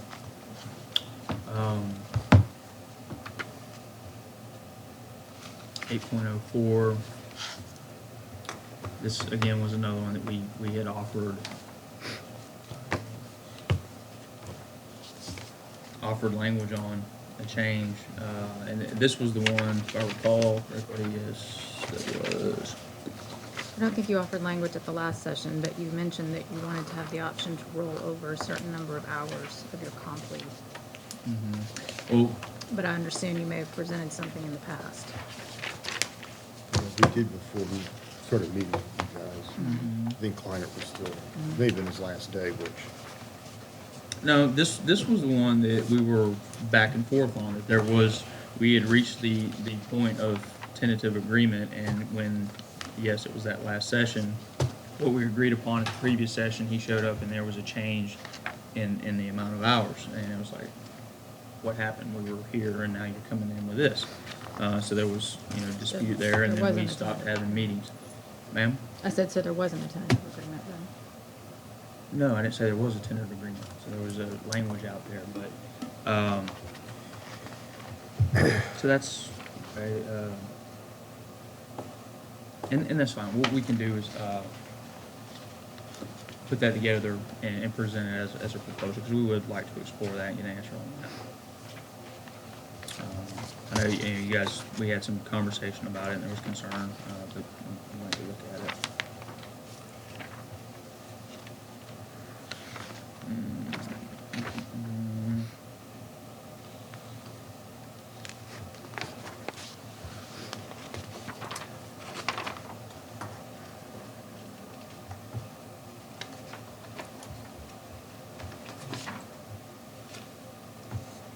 Yeah, I mean, we have to. Our MOU is there, so I'm not really interested in changing the wording. Where See- are you? Where are you? I'm sorry, Article 10. Article 10. Apologize. Okay, So you didn't do anything in that? all right. Personnel file. No, ma'am. I mean Okay, that's. Article 11. I take 9 to just say that there was just going to be one file, Yeah. for everything. Right. Yeah.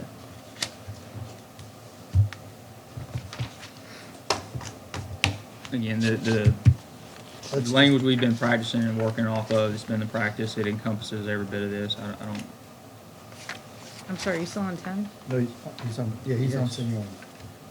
I thought It's on we'd 10 or skipped 11. over 9, I went back because I thought it was I understood. know, I got Yes. that. I'm following you, actually. Actually, I am following you. So now we're at 11. We just changed BCC to county. well, So I guess you know where we stand on that one, so, okay. I guess because a portion of this, and what I have here, we added in, again, some of that battalion chief language and how it would fit into the contract. So, I noticed you had sent, that, correction via Talking email. about 10 again, correct? In general, just real quick, some of this, any proposals, do we need to, because we don't have ground rules for the negotiations, and that's something we should have probably established, but, any proposals, I guess, maybe in the instance of kind of expediting things, if our team has agreed on some language, would it be an issue to send those things over? Or, yeah, and this is specifically referring to 10, but.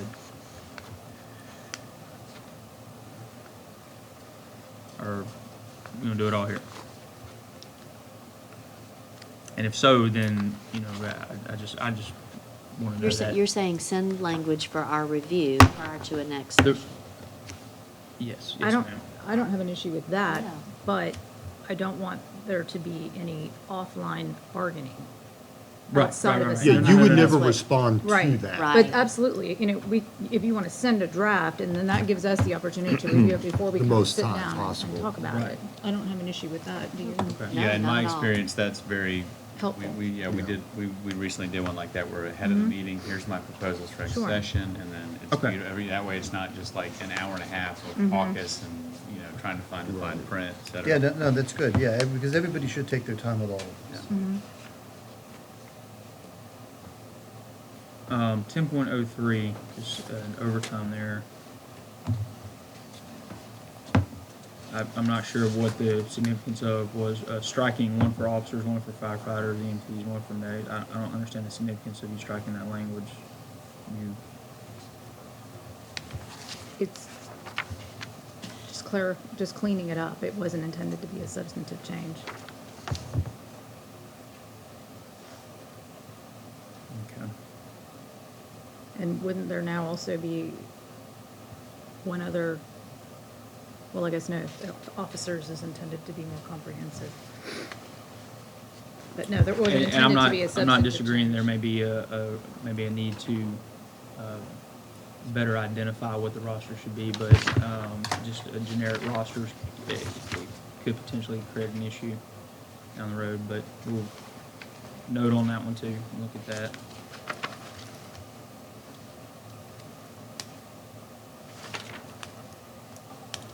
I did, all right, over.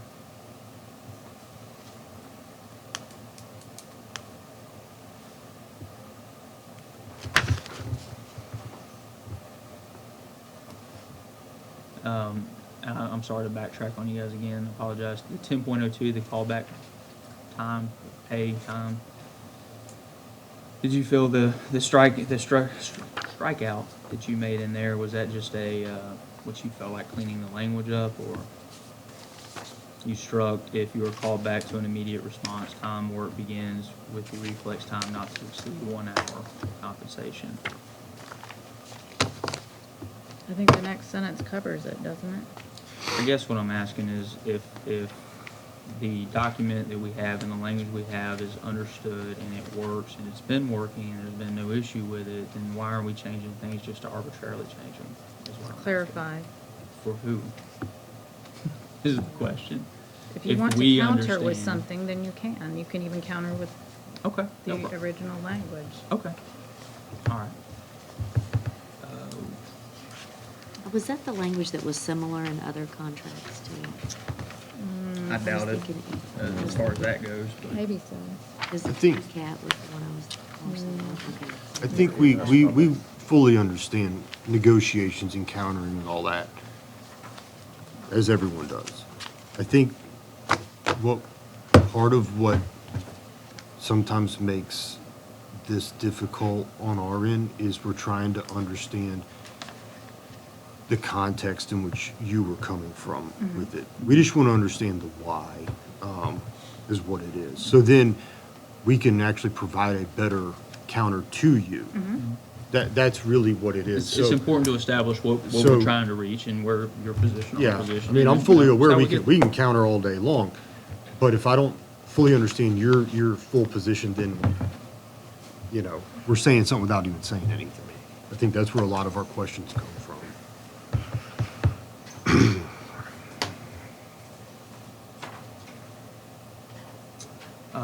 So in 10.04 there.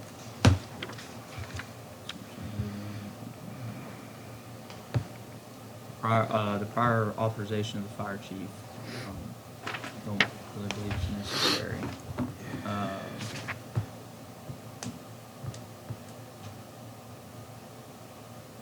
It's simply stated, I mean, it just because our world doesn't stop spinning, we work 7 days a week, you know. I'm, On He's C, talking I'm about at C. 4C. right, We cannot call Chief Williams at 3 o'clock in the morning on Saturday, but we can call Chief Brask, so it should possibly be approval of battalion chief, who then, of course, will forward what happened to Chief Williams. Okay. Or We don't the have direct appropriate, access. I mean, and there's different ways that can be worded still. or you know? designee. Yes, That was- I think that works because it could be whoever he is. Yeah, it could be. It's the prior approval issue. I mean, it's, you shouldn't need, when you say approval is one thing, a circumstance comes up and you address it. You contact the appropriate official and say, hey, here's a circumstance, I need a ruling on this. Here's your ruling, bam, done. When you, just that word of prior means that it should have been taken care of before that time, and that's not always an option. So that's why. So the way I would like to interpret it as an employee is if we adopted this language, I need to call Chief Booth, who's my boss, and say, hey, don't mandatory me tomorrow because I got X, Y, and Z. And you can't mandatory firefighter here on my crew because he's got this going on and you can't fire. So that's a conversation that we'd have to have every single day as to why you can't mandatory us. And then he's gonna have to sift through however many people per battalion, and there's 2 of those per shift, as to who has an acceptable mandatory excuse and who doesn't, based off of that one word, versus leaving it, hey, Raznick, you're mandatory. Chief, I can't. I got 3 doctor's appointments, blah, blah, blah. Okay, sounds good, bye, click. And I'm not saying that he should not be exempt from this decision-making process at all. And then obviously it's incumbent upon us that if we have a known circumstance or issue that has to be addressed and discussed, so on and so forth. You know you have a doctor's appointment. These things happen. But again, if it is on the weekend, there is typically mandatory overtime exists for those situations that it's 5 o'clock in the morning and so-and-so, whoever, can't come to work, they're sicking in, and there has to be a mandatory situation. So that falls on the off-going shift. You're mandatory. There's no way I can be mandatory today. My wife's leaving to go to work in 30 minutes and I have kids at the house, or I have an appointment, whatever the circumstances may be that would typically be excused. You don't have the time to, hey chief, sorry to wake you up this morning, on Sunday morning, but that's the issue. The prior approval part that's the issue. Just kill prior, and you can say fire chief or his designee or the appropriate officer or whatever. That's fine. The intent is not to exclude administration in that decision process at all. It's the prior approval part. That one little word can wreak havoc on people. Okay. We appreciate that, Mm-hmm. your position.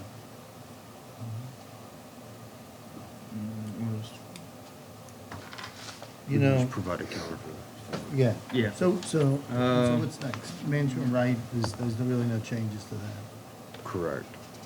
What's next? 12 or 13? 13? 12, I believe. 12 was wages. 12 we'll and get I to. think, yeah, we gotta talk get about into that. that, for sure. 13 is kind of dense. Maybe we should set that aside. Well, but before we blaze through that, hang on, let's run back to 12 real quick, because I did have questions.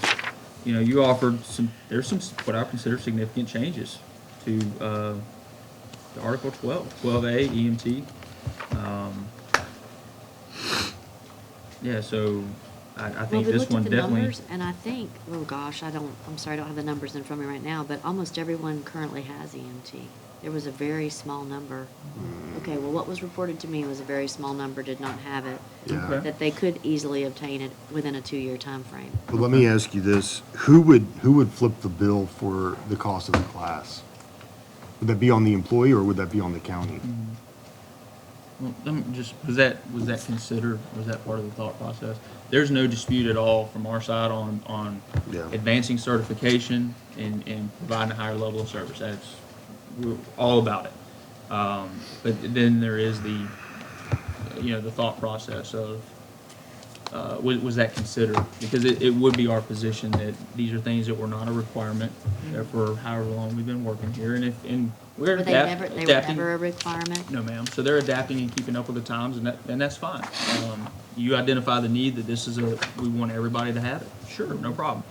But we feel like that falls then on the county to say, hey, we're going to provide this for you and put you through, but you got to do it in 2 years. Here's your timeline. But I didn't know if that was a consideration or if the county's position was, no, you're just going to get it in 2 years and it's on you to do. I wasn't sure. Well, one of the things that I understood was that we did have the instructional, we can cover the tuition. Tuition reimbursement? But, it's my understanding it doesn't take a full 2 years Well, and- to accomplish EMT. I'm sorry. It doesn't take a full 2 years to complete No, ma'am. EMT. No, ma'am. I would believe, provide the opportunity for maybe even a couple attempts at it, at least a couple attempts at it. Well, and then, I mean, if things ever get figured out around here, then that's sometimes when you have a group within, it's more feasible and practical to conduct your own program, kind of an in-house program. I believe that they did that with the paramedic stuff before, or they tried. Tried. Once they So, tried it. that's fine. And Mike, you may be able to help out with this as far as your knowledge of other entities. But it is my understanding that it would be the responsibility of the county to provide, one, to cover the tuition, and then there's additional costs. If I'm on shift and I have to take off, say 8 hours to go to class, or 4 hours to go to class one night, something like that. There's the overtime cost to cover my position. And then my understanding is that if I'm on a scheduled day off, but I'm going to class, a mandated class for my employment, that I would have to be paid for that time as well. So the costs are not as simple as, hey, I got 20 of you and it's $1,000 a piece to take EMT school. We got that in the budget. Let it rip. So I just wasn't sure, what. Well, it's my understanding that it is not, I'm not gonna say an industry standard, but that it is a desired standard to have all of your firefighters possess an EMT. And we're not, obviously not arguing that, but that is, and frankly, that is something where we are a bit unique in the area, that we've accepted non-EMT employees to come here. There was a change in the previous contract that set that standard. It essentially grandfathered who was here. Right. All future employees must have EMT. And even before the comparable pays became such a big issue and things like that, and things kind of ran off the rails around here, we really had an issue getting qualified applicants. It was hard. So the recommendation then was to strike that. Let's go back and try to get qualified firefighting applicants in here. And if they have EMT, awesome. If they don't, it's not a requirement. And was really kind of the only way we were able to expand that pool a little bit as far as being able to hire folks. Well, I think also the other thing was, it was also in correlation to the types of calls that you respond to as well. Yes, ma'am. I mean, I think that you are responding more and more to medical, I'm not saying more and more, I'm talking about the last 15 years or whatever. I think that you do respond proportionately more to medical calls than you, right? And I want to be completely clear about it. There is no argument or dispute at all about implementing something like this. Frankly, I think we can all agree this is a positive step. And to your point of catching up even with industry standard, or trying to meet that industry standard and what other responses to. But, that also ties to that it comes at a cost, and it comes at a cost, and it also, I would, if I guess if we're stipulating and we're agreeing that yes, this is a positive thing to catch up with industry standard and other areas and comparables, then I would ask you to stipulate and understand that we need to catch up in a lot of other areas as well. I mean, I think that point's got to be, it has to be made there, so. All right, I'll have them run the numbers again. Okay. Yeah, and I'll Sure. respond to your question, Nick. We did, in our city, in Tallahassee, we did have this issue where, and this is not uncommon. I mean, look, in 10 years, we're gonna all be paramedics, and then after that, hell, we all be nurses, it's no different than degrees. We require a 2-year degree and then a 4-year degree and then a master's. So we did have a few members, in the 80s, I think 88, they put everybody through it, a few members that did not go through. And again, it's just, you hire them under certain terms, condition of employment. In some ways, you want to honor that and not pull the rug out for them and, send them to a death sentence if they don't get it. However, they have to provide some level of service here. They have to provide some value. So what we did with those members, we had 2 or 3, and they just recently retired. They just basically didn't get the supplement. We kind of grandfathered them in. I could make an argument for, we're always in teams of 3 or 4. As long as you have a couple of EMTs or a paramedic on a team, having a third person be a first responder isn't the worst thing in the world. I mean, they still provide value. They know how to operate the equipment, pump the truck, run the jaws of life, operate all the other equipment and things. So, I mean, it's not like they're no longer needed. Hell, I'm a captain on a ladder truck, and I don't know when the last time I actually had to get down there and, drop a King Air in somebody or actually check their blood sugar. But, it is something, obviously, that it wasn't a problem that the union created or this fire chief created. It was just a decision they made at the time, and, we're seeing that across. Hell, you think about Miami and Orlando, they had paramedics on their fire engines in 1981. And up in North Florida, we didn't do it, so it is what it is, but we certainly you don't want to give these guys a death sentence if, I don't you don't wanna- have to. In my opinion, we've struggled to get, an acknowledgement and follow through with training and funding for training and things like that. And I would consider this a very positive direction for some training dollars. It's a good positive direction.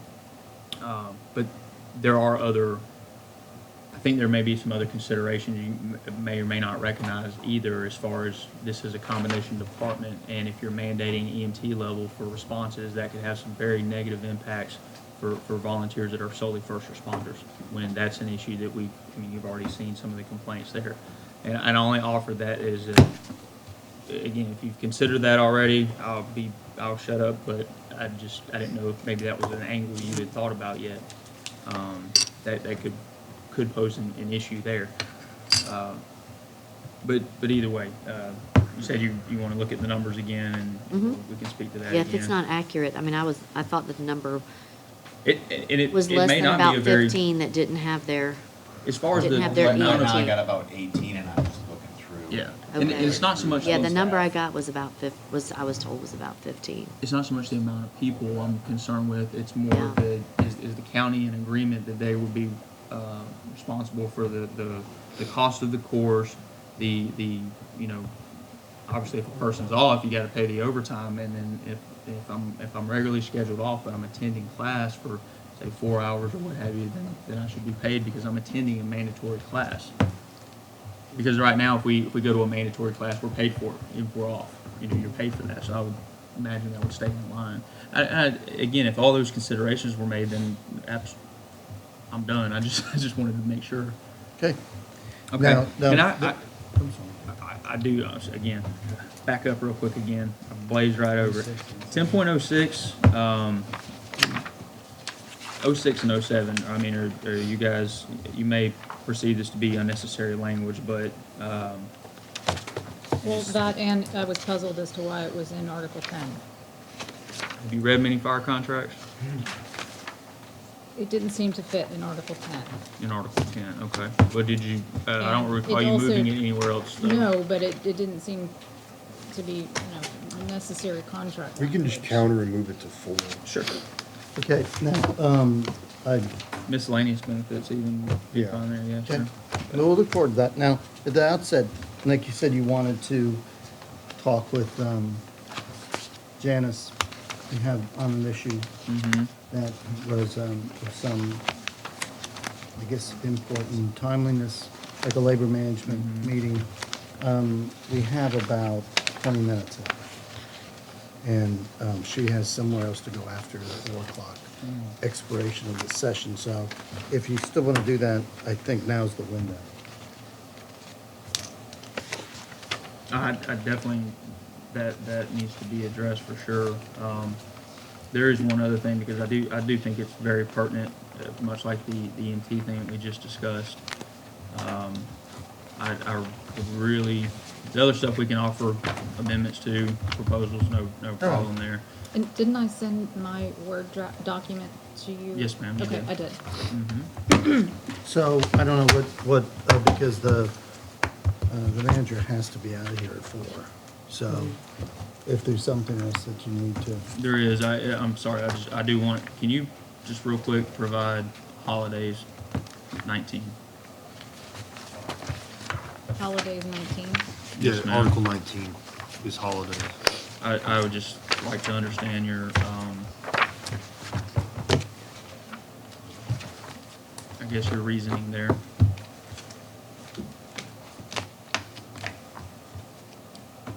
Which, you talking about 1901? Yes, ma'am. Okay, so what's not on here that, I mean, I just set the holidays.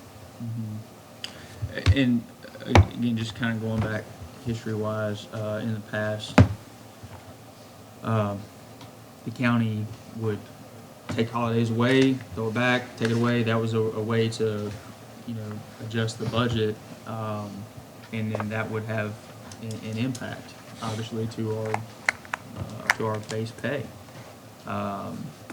So we felt it was important to include, label what those holidays were. Again, it may seem silly to some people, but it puts it there, and it protects those. so And you're I also, I'm sorry, go ahead. No, go ahead, Nick. So you're concerned that if we don't have the number or Frankly, if you want to strike whatever the specific day is for whatever reason, this but is, you want 13. Yep, I don't care. Okay, I got it. You can do Flag Day if you want, but You just don't want, you're afraid that if we Well, make there- it 12 days for everybody, you lose a day. I got it. Yeah. That wasn't our intention with this. I would,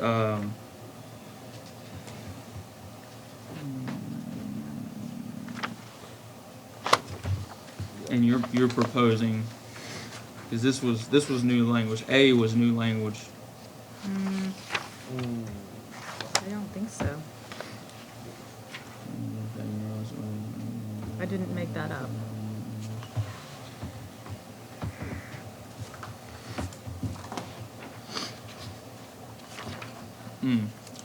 That was what the issue was. Okay, so by striking 1902, can you, I guess, explain that? What the reasoning was? Because by striking that, you're wanting to go back to where we're actually calculating additional hours of pay for holidays. I don't recall our discussion about that. I thought the language was obsolete. Am I incorrect? 1902?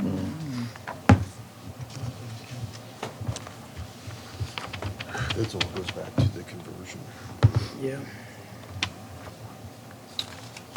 I don't recall. Sorry. That's what we were talking about. Okay, so I was just in the interest of saving time, I think this is an error and just a lack of experience apparently, but we took our holiday pay before, several, years ago. They refused to adjust the base pay for starting rate. We haven't had an increase in starting pay since, at the beginning.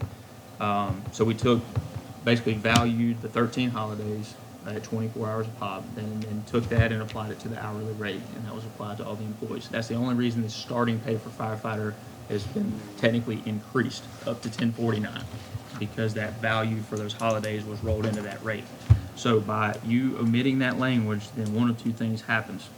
that means we would go back to being paid 24 hours of pay for a holiday, or, 9 hours for, the 9-hour employees. So one of two things goes from there. Either you are trying to undo that holiday conversion and go back to trying to pay us the hours for the holidays, which, I'm sorry, is unacceptable, or you aren't interested in messing with the conversion and you are trying to seek some type of parity with other employees and you want to pay us hours for the holidays. But that's going to come at a significant cost, it's just that simple. So I think, and maybe that was just some, not understanding the structure of it and how it's done, but Striking that's a reduction in pay for us. no, not necessarily. No, it could be an increase. No, because currently, our pay has been adjusted. We don't get paid anything, there's no benefit to holidays for us as it sits. 0. So by striking that, effectively what you're doing is reinstituting being paid hours for holidays. So I would have loved to have been a turd about it and just signed this bad boy off and fought it out, but, this is a big impact.